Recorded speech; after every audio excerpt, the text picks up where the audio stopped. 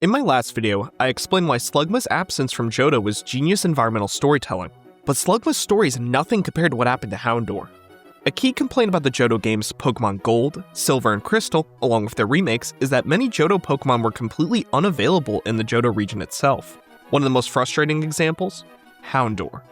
This fan-favorite Pokemon was popular not just for its demonic, devil-like appearance, but also for introducing the brand new Dark type during Generation 2.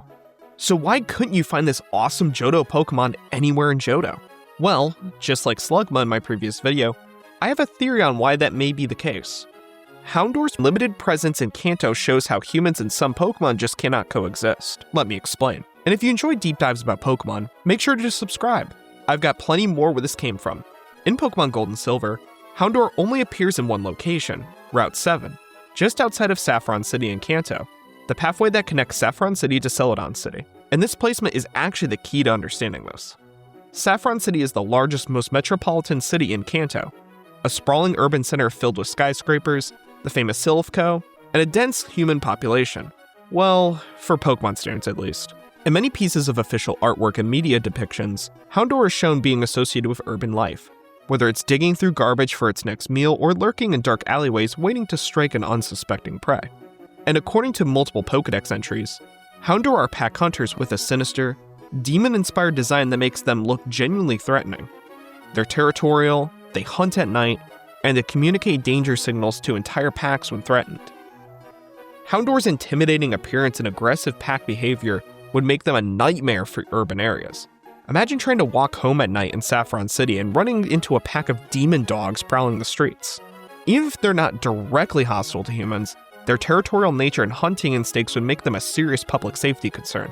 So what most likely happened is that Saffron City's authorities systematically relocated Houndour's populations to the outskirts of the city, places like Route 7. This would explain why Houndour only appears on routes directly adjacent to major urban centers, and why they're found exclusively at night in Gold and Silver.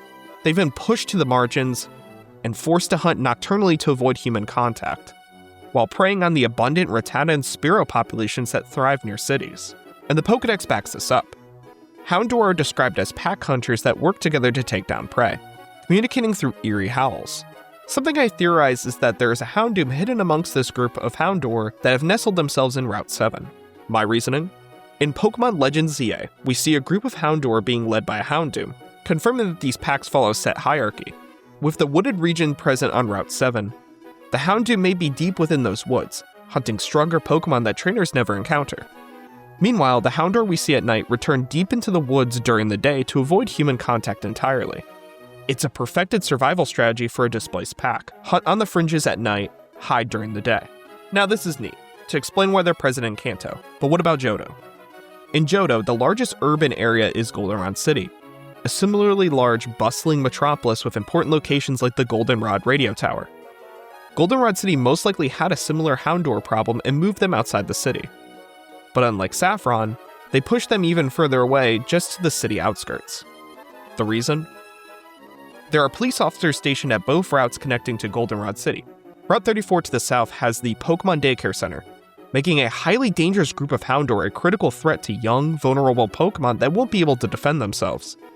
Route 35 to the north leads to the Pokeathlon Dome and National Park, two important, human-heavy areas where Houndour could cause serious issues.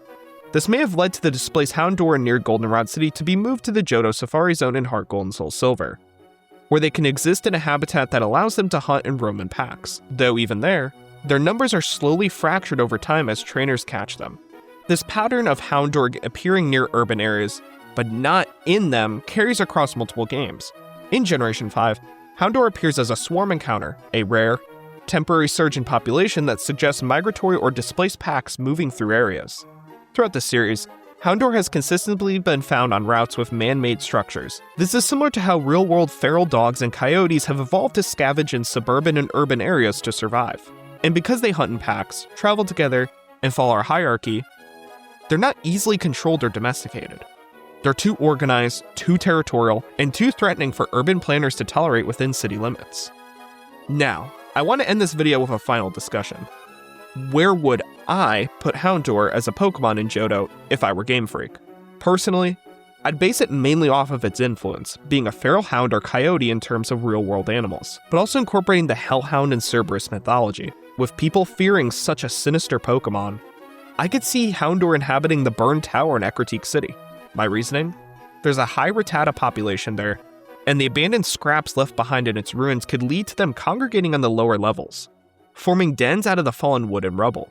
It fits perfectly for a hellhound living in an eerie, burned structure. Another possible location would be Route 42, the outdoor route associated with Mount Mortar. This mountainous area has similar Pokémon to Route 7 in Kanto that Houndour would likely feed on, Rattata and Spearow. Combine this with how the Pokémon TCG often depicts Houndour in mountainous or Badlands environments, and this becomes another likely spot Game Freak could have added them. While these are just 2 suggestions, I'm curious what you guys think. Comment down below what your ideas are about where Houndour should be in Johto, and let me know your thoughts on what I discussed today. I hope you all enjoyed this video. I want to give a huge thanks for the amazing discussion in my last video about Slugma. I genuinely love reading everyone's comments about Game Freak's Pokemon placement and hearing your thoughts about my theories. If you enjoyed this style of content, make sure to subscribe and stick around for more. I've got some big projects coming, so stay tuned. But for now, I'll be signing off.